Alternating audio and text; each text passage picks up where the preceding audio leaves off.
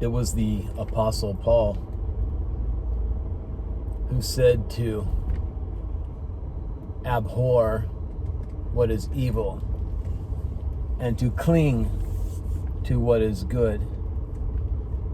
This word cling, it means to stick to, be glued to, or united with what is good. And it was Jesus that said, God is good.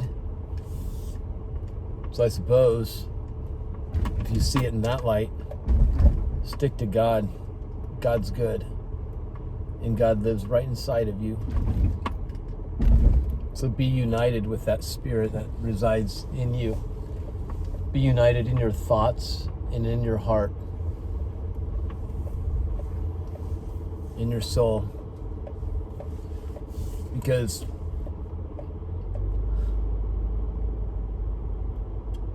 when Paul says, abhor what is evil,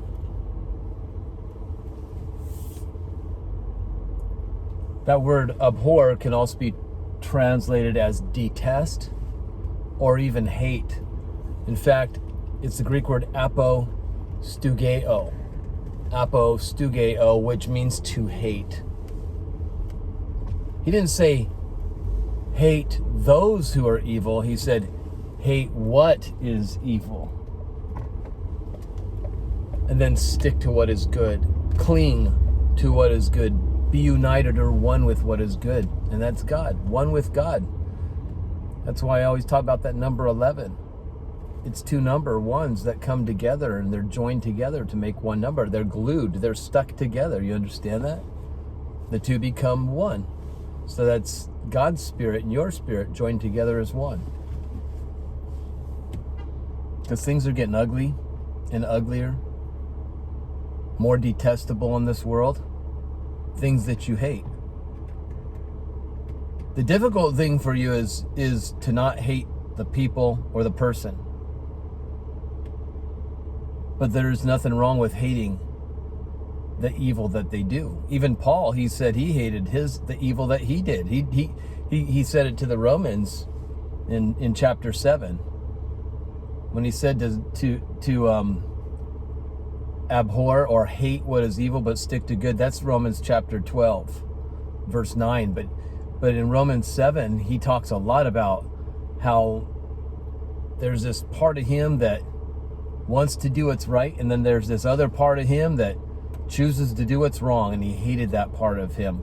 He didn't hate him, but he hated the wrong, the very evil, he said, which he committed. And he says that evil is committed in the flesh. That's why you have to identify yourself in spirit, the way that God sees you, in spirit.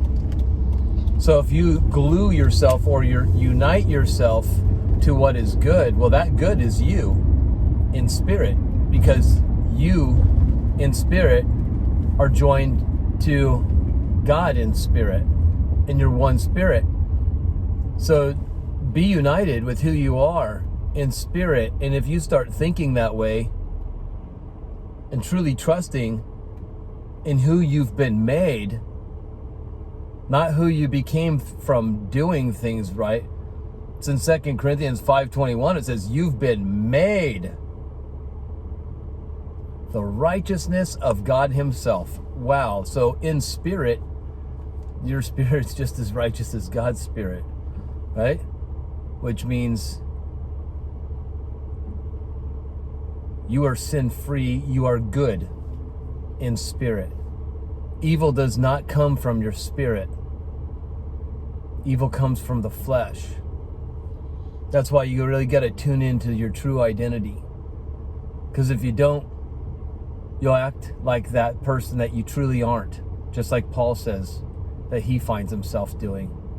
We all get there. I think the world, the things that go on in the world, they just get to us and they affect us. And you start to react, maybe even retaliate. I know I have so many times. It's crazy. So I'm really trying to tune in to who I truly am deep within, the inner man. But some people are so tuned into that outer being, that flesh being. That's all they live in is flesh, flesh, flesh. think evil, do evil, think evil, do evil, speak evil. What's evil? Well, look what happened with that school shooting in Texas recently.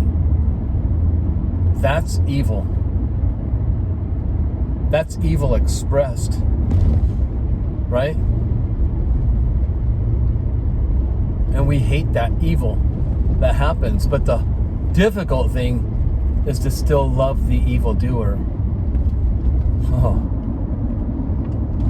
See, only God can do that. But if you have God in your spirit, like I said, then you also can love the evildoer. I'm not saying love the evil. No, Paul says that hate it. And we hate that these children lost their lives. We hate that these teachers lost their lives. We hate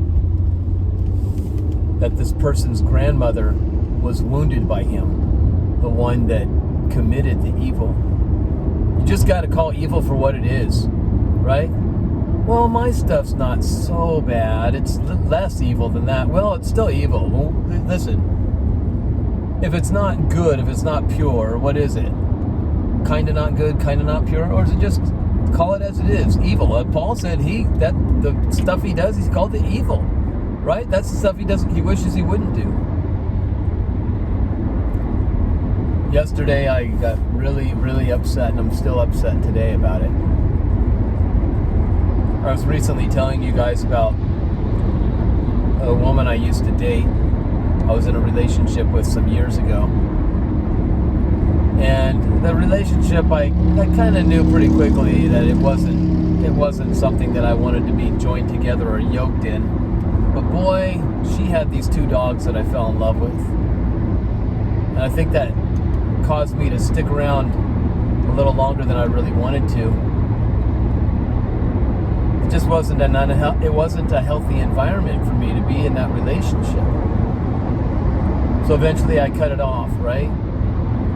And I honestly didn't think I'd ever hear from her again, the girl that I was in the relationship with. But recently she contacted me, and one of the dogs, whom I dearly love, they're two little girls, they're two sisters. They're super cute and adorable. They're Schnauzer poodles. They call them schnoodles. Schnauzer poodle.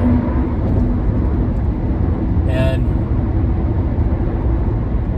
they're both 15 going on 16, and like people and like your pets, there's a time that we have to pass away in our bodies, right? Even those that flow in great healing and health in the Bible, the apostles, well, physically they died too, right? How come they didn't just keep on living physically over and forever and ever and ever? Well, their time came, and so I prayed for this doggie, but I suppose it's her time, and she is suffering, and I hate to see that suffering. And I went with my former girlfriend to the pet clinic a couple nights ago. Today's Friday, so this was Wednesday of this week, and we were there past 11 p.m. waiting and waiting and waiting, and it honestly was time to put that dog out of her misery, her suffering, and let her go to sleep. And I do believe that they exit their bodies as well, and I do believe we will see all of our loved pets again.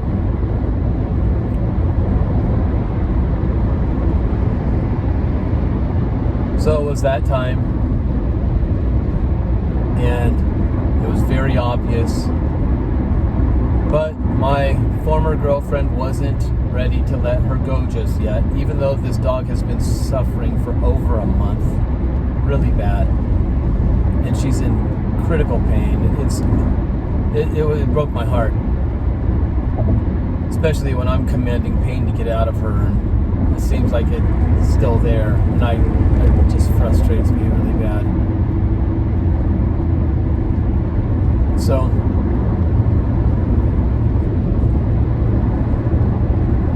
this vet said, let's try something, and prescribed a whole bunch of money's worth of injections and pills, because maybe it'll help with the pain, and she doesn't have to suffer so bad. And You don't have to put her to sleep right away. We call it euthanasia. Because my former girlfriend wasn't really ready to let her go, she agreed to this. So the next morning, she sends me a text message and said, probably should have done it last night, the euthanasia, because her doggy was getting worse. And that breaks my heart. So that was Thursday morning I got that text, and I said, well, what do you want to do? And she says, well, my daughter's coming to town. She wants to be there as well. She says, so if you want to go with us there to the pet clinic, you're more than welcome. And I said, I'll be there. So I made sure I didn't work too late. I'm traveling, going mobile to people's houses right now. And so I made sure that I didn't take any more appointments yesterday. I just cut the day short because we were going to be there, I thought, around 5 o'clock. But then this former girlfriend of mine texts me and says, she says, she was doing some type of tutoring for a child, I guess, and when she's finished with it, she'll call me on her way home if that's okay. And I said, yeah, give me a call. So 6 o'clock comes around, 6:30 comes around. Like, is she not going home yet? How long of a tutoring is this? 7 o'clock came around, so I texted her. I got no response. 8 o'clock comes around. I call her, goes to voicemail. I leave a message. Are you okay? I'm hoping, man, did she get in an accident or something, from the stress of her dog? I don't know. Now I'm starting to kind of worry, and I don't want to worry. I want to be calm and at peace. 8:30, 9, 9:30, 10 o'clock, I finally get a phone call. You were tutoring that late? Well, no. Well, just be honest with me. What's going on? Well, I was taken to dinner. You went with somebody to dinner? Well, we made these plans a long time ago. So, don't judge me. My daughter's judging me. I don't want you to judge me. I'm like, wait a minute. You have your dog who's suffering, and you went to dinner with somebody? She's on these dating apps, right? And I don't have those kinds of feelings for her anymore, so go date all the people you want. That doesn't bother me, no jealousy, nothing like that. But I was in shock, honestly, because I thought we were going to go do this thing and bring an end to this dog's pain and suffering. And this is one of the reasons why I didn't want to be in a relationship with this person anymore, because there's a little bit of something that's narcissistic behavior with her. And it's always been that way. It's all about her, nothing but her. Her. Me. Me. All about me, nothing but me. All that matters is me. Right? And when somebody's like that, I can't be with somebody like that. So she put her carnal desires first and went to dinner and ignored the texts, ignored the phone. Of course, you don't want the guy to be like looking down. Who's calling you? Oh, it's my daughter. Oh, it's my ex-boyfriend. Why? Oh, well, was she going to tell him my dog's suffering at home and should be put to sleep right now? But no, she didn't. So carried on at dinner till 10 p.m. Lied to me saying it was just a tutoring thing and she'd call me on the way home, and then 10 o'clock. I'm on the phone and I'm just shocked. Because she's going to drive home. She's going to pick up her daughter and the dog. But she says her daughter doesn't want to go with her now because her daughter's really upset at her. And I don't blame her daughter one bit. But she thinks her daughter's being judgmental. And I don't blame her daughter one bit. Did I say that already? I do not blame her daughter one bit. I judge those actions as well. It's hard not to judge the person. But in fact, I have hatred right now. I don't have hatred for her. I have hatred for what she's done.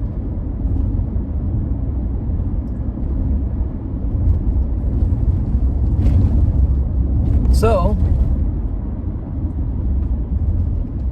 I told her I'm shocked that she would choose to go out to dinner with somebody instead of being there for her dog.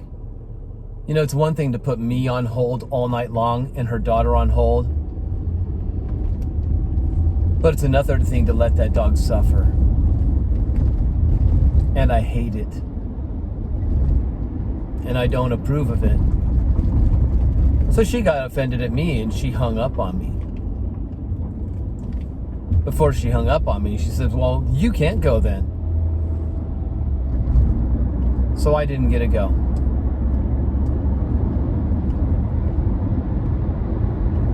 And be that support, moral support for that little doggy who I love and cherish.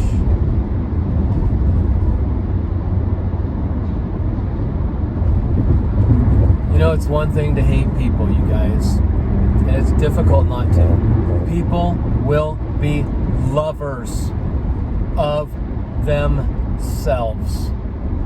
And when we're talking about lovers, we're not talking about true agape, healthy love that God gives you, so you should receive it for yourself and have His love for yourself, because you can't give to others what you don't have. So if you don't have that love for yourself, how are you ever going to give that love to others, right? We're talking about something that is a narcissistic lust for oneself. It's not self-sacrificing. It doesn't think of others at all. It doesn't put anybody first. All it does is it puts oneself first. And that, my friends, I hate. The people I don't hate. I continue to pray for them. But as far as that kind of behavior, I hate it. I abhor it. I detest it. Just like Paul said to. Detest that stuff. But the one thing is, don't hate the person that is committing those things. I suppose we should all continue to express and show that agape love to even those that are called enemies. Because there was one that expressed his love, which is called agapao. It's the verb of agape. Agape is a noun. Agapao is the verb, the action of expressing agape love. Agapao, to pour out agape. And he poured out his agape love for the worst of the worst behaviored persons. Or you can call sinner, right? Hate the sin, but don't hate the sinner. Why do you think God let His Son suffer so badly for each and every one of us? Even the young person that shot up all those school kids.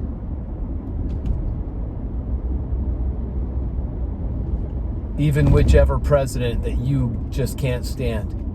He suffered for even them. Terribly. Why did God allow it? Because He hates sin so much. Because He knows what it does, not only to the sinner, but to the people that are in their atmosphere, in their surroundings. So His Son paid the price.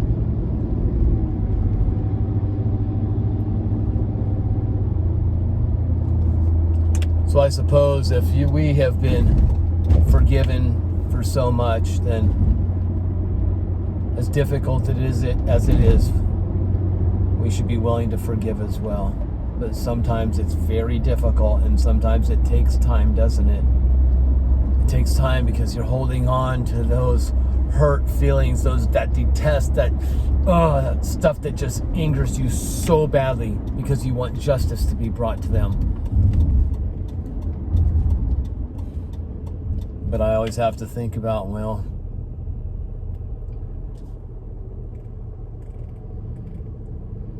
I've been forgiven for so much. And justice was brought to me, but it was Jesus that took the penalty for me. So I'm so grateful and thankful for that. I'm so thankful it has nothing to do with religion. It's just my reality. And I suppose it's many of yours too, if you accept it. So you guys, is there a time to hate? Is there ever a time to hate? Yeah, of course. Just don't hate the people, but hate what they do. And pray for them. And maybe your act of love and kindness will be an example to them. And hopefully they'll have a change of mind so that their inner being will start to change as well. All right, guys. Thanks for watching. I love you all. I hope you all have a great day. And I'll see you next time.